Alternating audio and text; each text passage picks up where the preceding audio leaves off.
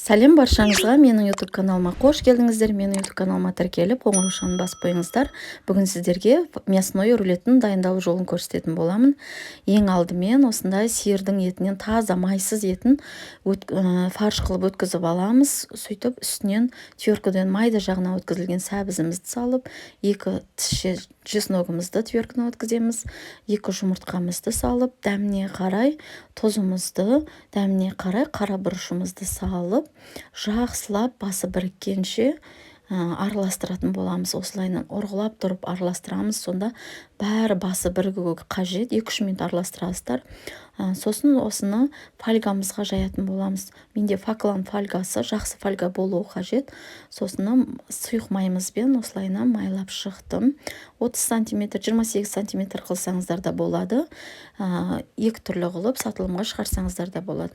Мен осылайынан жақсылап бір келкі қылып тегістеп жайып шығамыз. 4 бұрыш болуы қажет. Видеоны соңына шейін көріп, лайк басып, комментарий жазуды ұмытпаңыздар. Сіздерге ұнайтынына сенімдімін.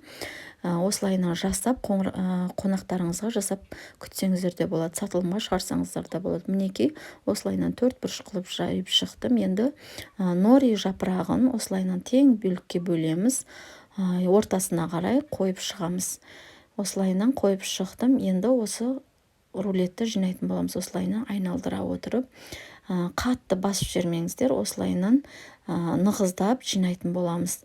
Мінекей, осылайынан фольгамызды тартып отырып, думалақтап жинап шығамыз.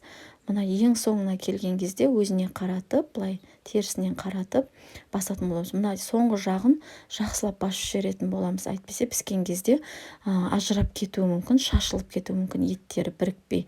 Осылайынан үстінен басып, өзіне қалыпқа келгенше осылайынан басып отырамыз.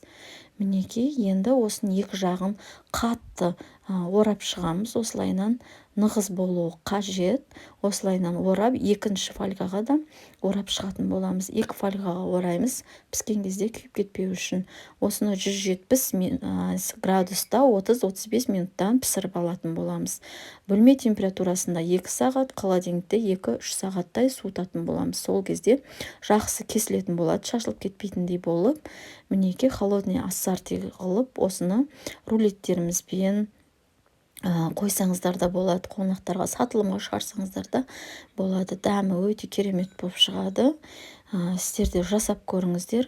Мен осындай рулеттермен қойдым. Курине, омлетіне курине және омлетіне мясной рулеттермен осылайынан кесіп, үстіне сырный шариктерімізді қойсаңыздар болады. Жасап көріңіздер, ас болсын.